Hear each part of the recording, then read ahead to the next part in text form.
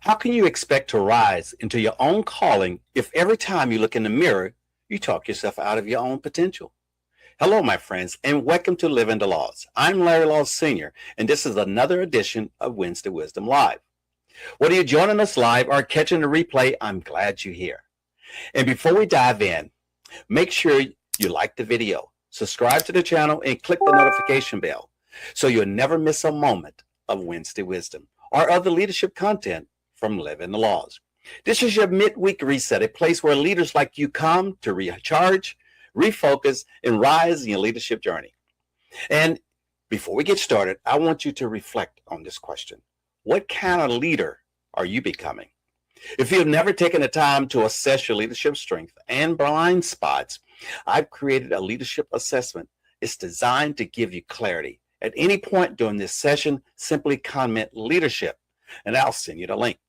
On today's video, we'll dive into the law of the mirror. And in the heart of this law, it is simple. You must see value in yourself to add value to yourself. That means growth does not begin with a strategy. It does not begin only with talent. It does not begin only with opportunity. It begins with belief. It begins with identity. It begins with you. You see, when you look at yourself, because if you do not believe you're worth the effort, you will never fully commit to your own growth. Today, I will give you 4 facts about the law of the mirror. Number 1, your self-image shapes your ceiling. Now, a lot of people think their biggest problem is a lack of money or a lack of time, or maybe even a lack of connections or a lack of opportunity. Sometimes the real issue is lower than that, deeper than that. Sometimes the real issue that they do not truly believe they are worth investing in.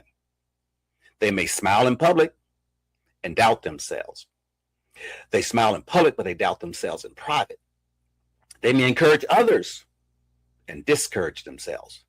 They may pour into everybody else while starving their own confidence. And that matters because people rarely rise above the picture they carry of themselves. If your self-image is low, your effort will shrink. Your courage will shrink. Your consistency will shrink. Your expectations will shrink. You may have a calling of 10, but if your self-image is living at 5, you will keep performing beneath your purpose. That is why this law is so powerful. It reminds us that the mirror is not just glass. The mirror is mindset. Some people are fighting battles inside. Some are fighting battles outside when the first battle is inside. Not everybody who looks strong feels strong. Not everybody who leads others have learned to lead themselves well in this area. You cannot consistently build a great life without secretly believing small things about yourself. Number 2, you must change the conversation in your head. One of the most powerful ideals from this chapter is that self-talk matters. What are you saying to yourself when nobody else is around? What runs through your mind after a mistake? What do you say when the doors close? What do you say when progress feels slow? Do you say, I'll never get there? Maybe you say, I'm not smart enough. Do you say, I missed my moment? Or maybe you say, this is for other people, not me, because that is your inner conversation. When your own voice is working against your future, you already have enough pressure in your life. You do not need to become one more enemy to yourself.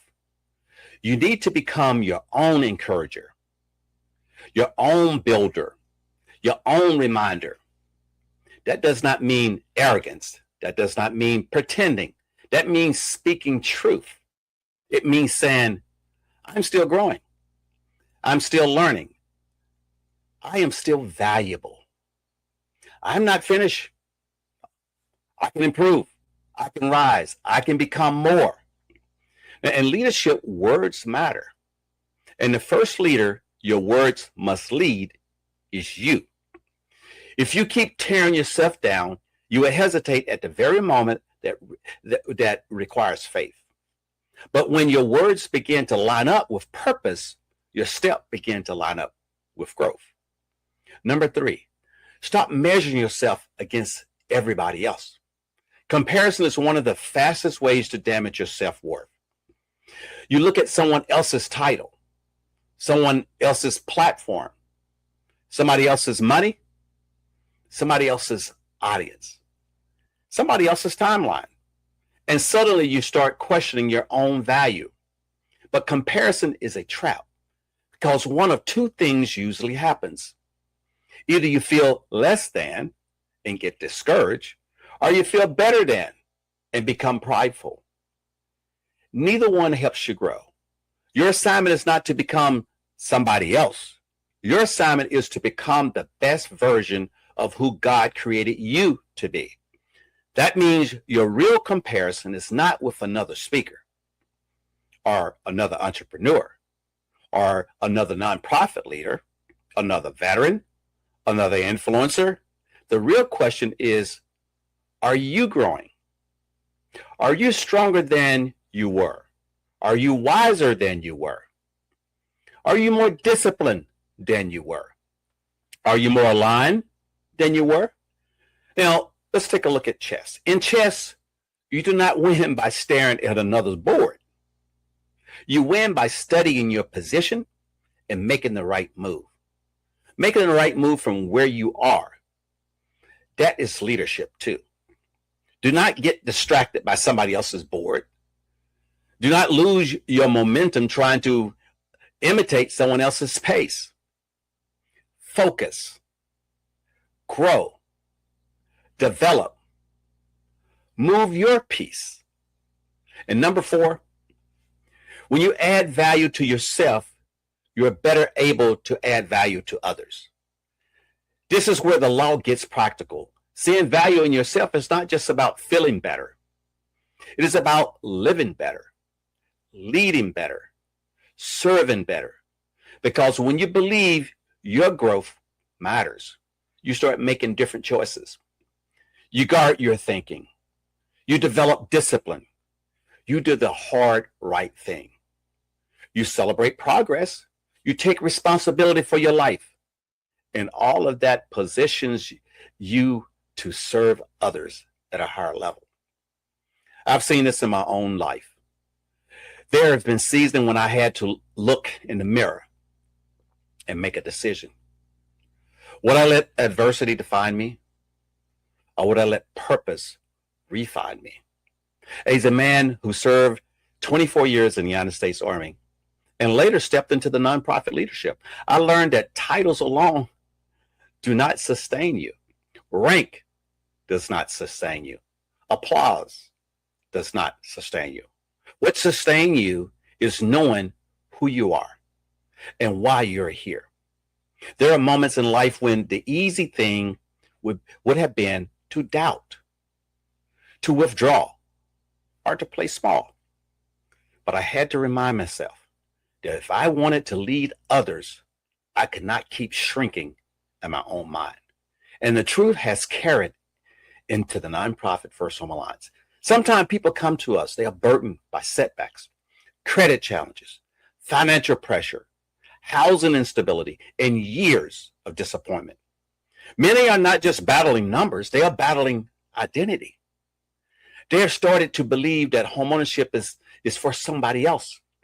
Stability is for somebody else. Success is for somebody else. But as we work with them, step by step, something begins to shift.